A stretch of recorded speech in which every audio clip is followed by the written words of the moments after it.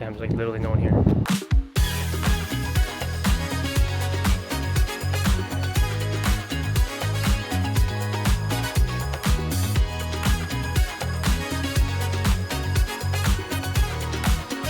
What's up guys, welcome back. It's Listings and Lattes number 2, episode 2. My name is Jay McCalma and I'm a real estate agent and property manager with Oahu Investment Realty. And this is my colleague Vince. Hey, what's up everyone? Always down for some real estate and a good cup of coffee. Well, in this case, it's a little bit different, but yeah, close enough. We got some Thai tea. This time it's Thai tea. Yeah. I got some caffeine in there.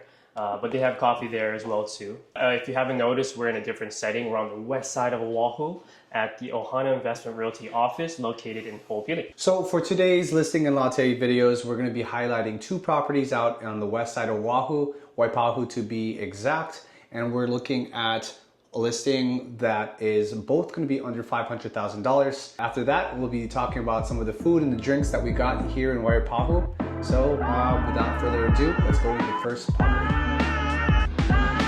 That's right.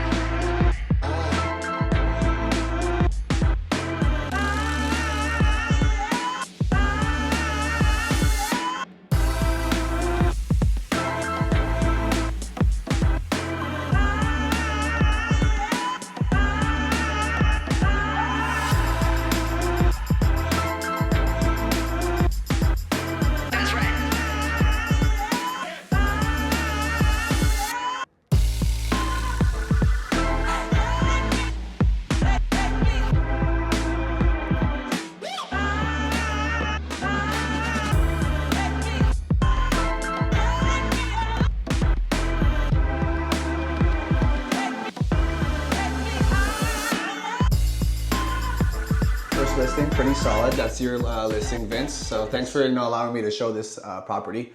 Before we get into the next property, let's talk about some of the eats and drinks that we got in Waipahu. Today we are featuring Hangs. Crystal, our colleague here at Oahu Investment, she did recommend to us to go to the this place. So. And it's not coffee. I mean, they do serve coffee, but you can't go to a Vietnamese spot and not try their Vietnamese iced coffee. Or the Thai tea. That doesn't make sense. Thai tea, Vietnamese. Yeah, well, they serve both. This is the first time I've had it like blended. This is... Yeah, no, I've been there a couple times before. I usually try to get the blended. I actually spoke to the owner at Hangs. Pretty nice guy. So he just actually told me that they've been in business there for 5 years in Waipahu, but prior to that, they were in Fort Street Mall for 10 years. Yep. So these guys have been making, drinks for the longest time. And it's like fresh fruits. Yeah, no, you can see it right there on the front end. And they even have that blend of coffee that they use. Very famous blend of Thai coffee. Thai coffee? Vietnamese coffee. Sorry. Vietnamese coffee, Thai tea. Thai tea, Vietnamese coffee. Thai tea. Let's not get that confused. Vietnamese coffee. But yeah, great stuff there. It's always good to support small and local businesses. Yeah, especially this guy's been in business for 15 years. That's longer than we've been in business. Right. So we strive to be in that space eventually, right. to be considered a veteran in the small business space. So shout out to him, great guy. For the food, we went to Nadings. I don't really know the history about Nadings, but I know they moved to Waipahu for, not moved, they opened up another location. Right. They're originally on your side of the woods. Yeah, originally they're in Kalihi. Yeah. Famous for these amazing Spanish rolls. I used to go to school, and before school started, or was a little late to school because we went to pick up these Spanish rolls, and they're so amazing. They're best when they're eaten hot and fresh. Honestly, I didn't know they had all this other stuff there. Right. Yeah. I mean, maybe this is what their original was, right? Their go-to item, and then they expanded their menu. But this is definitely one of those things you can call its item. I think I would say it's like a staple, as the Spanish rolls. So exactly. If you haven't tried it yet and you're on Oahu, what are you doing? Yeah. There's 3 locations now: Kapahulu, Kalihi, OG location, and then now they have the one right next to Seafood City. Actually, not Seafood City. Sorry, pretty close. That's Pacific Supermarket. Pacific Supermarket, right over there. And Nadings is a Filipino bakery that's been around for a long time. I don't know how long, but speaking of Filipino, I don't know if you know, but we're both, if you can't tell. I get Japanese sometimes. Earlier, while we were heading, on the train back to the office, about the two locations, or Waipahu in general, about the immigrants, the cultures there are very similar. We talked about Kalihi, we talked about Waipahu.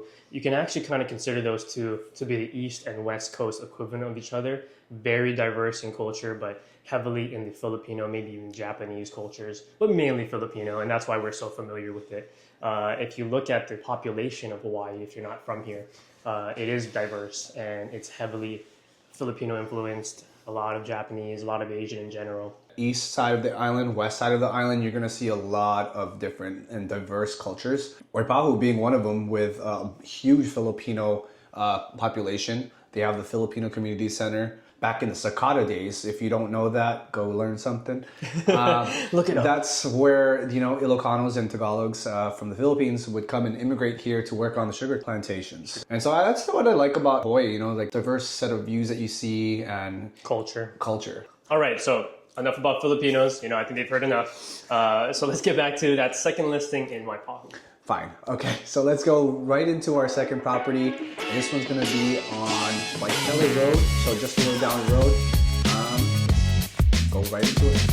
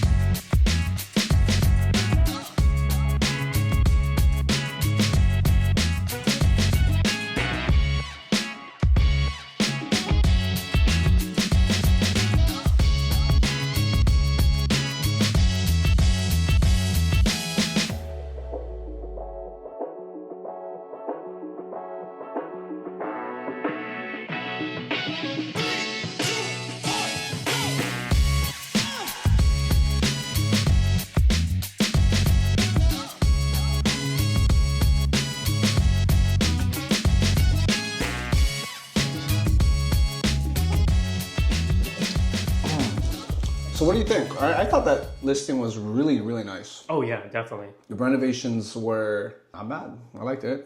Oh yeah, no, definitely upgraded top to bottom. The definition of move-in ready. It's fully renovated too. Right. That brings up a really good question that people ask us all the time. Would you rather have a home that's move-in ready, turnkey as they call it, or something that you could put your minor and personal touches to? What do you think? Well, I think it really just depends on who's asking, right? Whoever the buyer is and their situation and their needs. There's definitely some pros and cons to both of these options between the first and the second one. And we definitely want to be as unbiased in these videos as possible, Right. even though it's my listing. Even in the first one of them was Jay's listing, but we want to be as unbiased as possible. So being the first one, that would be the investment opportunity. Obviously, it's not as upgraded as that second one. Right. But, that being said, I want to say that there's a lot more space in that unit, considering that the living room space compared to the second listing we saw at the Plantation Holly. You have the option, or even knock down that peninsula and make it an even nicer, fluid, open floor plan. Those things, depending on who your client is, they could probably see that. Or if you as a realtor, you could probably tell them, I can imagine that, we could do so many different things with it. Basically, the property becomes your canvas. Correct, right? Versus that second property, yes, it's brand new, it's move-in ready. However, that's as much as you're going to get out of it. And the potential to if you're looking at it investment-wise, the potential to earn and gain some kind of equity or some value in it or appreciation in it is kind of at its cap because it's already done and finished. And it was priced at $375 with all of those upgrades, right? Versus that first property, it just got a price reduction, $385, so it's about a $10,000 difference. But there's a potential that if you were to upgrade right away, that the value of the home initially there's much more of a, potential for growth, right? And then even just looks wise, you can put your own touches and do it the way you would do it in your own image or how you would see it. Yeah, and then going back to the one that's already turnkey too. So like when you bring in clients, I don't know about you, but they can probably go and walk into the property and see that, their image of the property is already set. If that backsplash is something that they don't like, they're gonna have something in the back of their heads like, I didn't like that backsplash. Versus you go to a property that you can make your own, they can have ideas whether like, I would love to put this backsplash. But again, going back into turnkey, if you are a family, that just needs to get a place to live in already and just have furniture ready to move in, or if you're PCSing into Hawaii, you're probably not going to want to, do all of those do all of that and like extend the time that you are going to be able to live in your new home. Right. So exactly. And again, there's other factors that you want to consider if we're talking about the potential of your home too. You want to talk about location, right? As you can see, we went on that Honolulu Skyline Rail. That first property we're looking at is right there. I mean, you walk out and it's a 5-minute walk right down that way, right next to all the shopping centers and all those sorts of things. So if you're a commuter, maybe that's a better spot for you. Or even an investment property, right? You want to think about as a rental. Some of these people may not have access to their own kind of vehicle or something like that. It's much more convenient for them. The rail is right there, right? Yeah. So those are kind of things you want to think of, right? Depending on who it is buying. Speaking of rail again, we discussed it from the before. Like, this is a much more set neighborhood where rail's already finished. So depending on where you need to go, and a lot of places in Waipahu, if you notice, the residents there are very much working class citizens. Most of them have blue collar jobs or work in the union, doing a lot of hard laborious work. And so that's why I probably see some of those prices are much lower and under $500,000.